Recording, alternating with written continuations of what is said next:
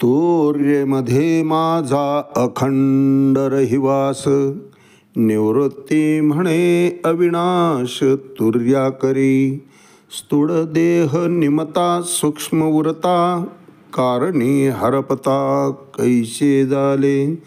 ज्ञानदेव म्हणे महाकारणी नांदे, निवृत्तीने आनंदे दाखविले ते. माऊली ज्ञानेश्वर महाराज की जय. एक तरी ओवी अनुभवावी या ज्ञानयज्ञात आपण श्रीमद्भगवद्गीता अध्याय 7 ज्ञानविज्ञान योग यातला 24 क्रमांकाचा श्लोक आणि माऊलींनी ज्ञानेश्वरी अध्याय 7 या श्लोकावर केलेलं 157 क्रमांकाच्या ओवीचं भाष्य याचं आपण आज चिंतन करणार आहोत.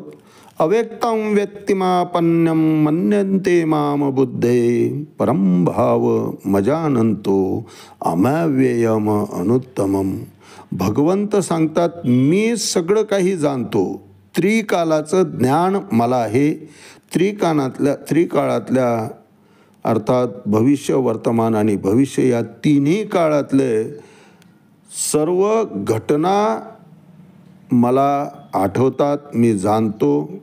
सर्व प्राण्यांना मी जाणतो, पण मला मात्र फार कमी लोक जाणतात. परम भाव मजानंतो मम व्ययम अनुत्तमम. 20व्या श्लोकात या श्लोकाचं खरं तर बीजारोपण झालं आहे महाराज. काम स्थैस्थैरहर ज्ञाने प्रपद्यन्त्यन्न देवता. यामध्ये काम वासनेनं अंध झालेले लोक निरनिराळ्या देवतांना शरण जातात. भगवत धामा व्यतिरिक्त इतर देवदेवतांचेही स्वतःचे ग्रहलोक आहेत महाराज. आणि अशा देवतांचं भक्त त्या देवतांची उपासना करून त्यांचं स्थान, त्यांचं लोक प्राप्त करून घेत असतात. गीतेमध्ये भगवंताने स्वतःच्या अवताराविषयी स्पष्ट सांगितलेलं आहे.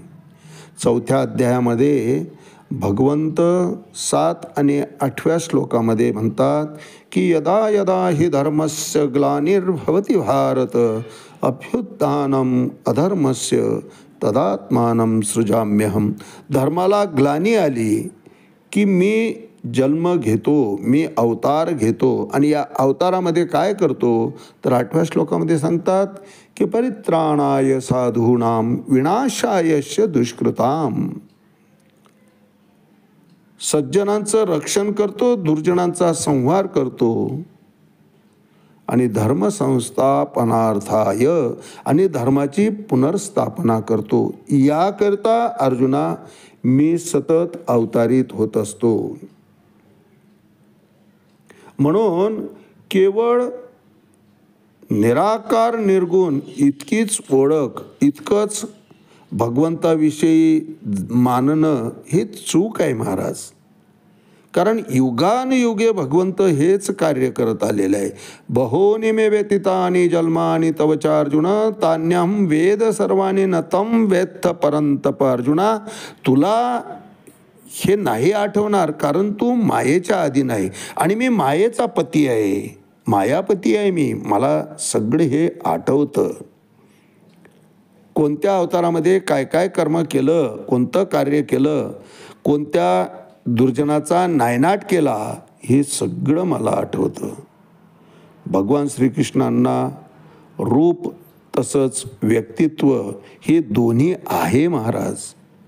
म्हणून तर सगुण साकार भक्तांच्या इच्छेप्रमाणे ते होत असतात. सगुण अवतार त्याकरताच घेत असतात. अहो, समोर चित्रच उभं राहिलं नाही, रूपच उभं राहिलं नाही तर चिंतन कशाचं करायचं? सामान्यानं हे शक्य आहे का? जपे तपे संन्यासी करू शकतील कदाचित निराकाराचं स्तवन, निराकाराचं पूजन, निराकाराची उपासना. निर्गुण निराकार हा तपस्व्यांकरता असेलही कदाचित, परंतु भोळ्या भाविकांकरता भगवंताचं सगुण साकार रूपच या ठिकाणी आवश्यक आहे. आणि भगवंत म्हणतात मी ते रूप घेतोही, परंतु मला सर्वच जण त्या रूपामध्ये मानत नाही, जाणत नाही. जसं नामदेवरायांना भगवंत कळालाच नाही, जवळ असून सुद्धा सान्निध्य होतं, कळाला नाही. महाभारतामध्ये दुर्योधनाला भगवंत कुठं कळाला महाराज? ना दुःशासनाला कळाला, ना शकुनीला कळाला. कर्णाला कळाला, आचार्यांना कळाला, कृपाचार्य द्रोणाचार्यांना, पितामह भीष्मांना कळाला, पण कळून उपयोग झाला नाही. का? भौतिक वचनांमध्ये हे अडकलेले होते महाराज. म्हणून कळून सुद्धा उपयोग झाला नाही. म्हणून भगवंत कळावे लागतो आणि तसं त्याच्याविषयी ज्ञान व्हावं लागतं. भगवंत जाणावावी लागतो आणि कळावाही लागतो. जाणून नेणतं होणं ही चूक आहे. यावर भाष्य करताना माऊली 157 क्रमांकाच्या वेळी म्हणतात, परी हा बोल आघवा, जरी विचारी जतसे पांडवा, तरी विशेष या जीवा न चोजवेगा. अर्थात अर्जुना, या सर्व बोलण्याचा खरोखर विचार केला तर या जीवांना बहुत करून ही गोष्ट कळत नाही. कोणती? की भगवंत अजन्म आहे, अव्यक्तही आहे आणि सर्व व्यापक आहे. याचं अस्तित्वच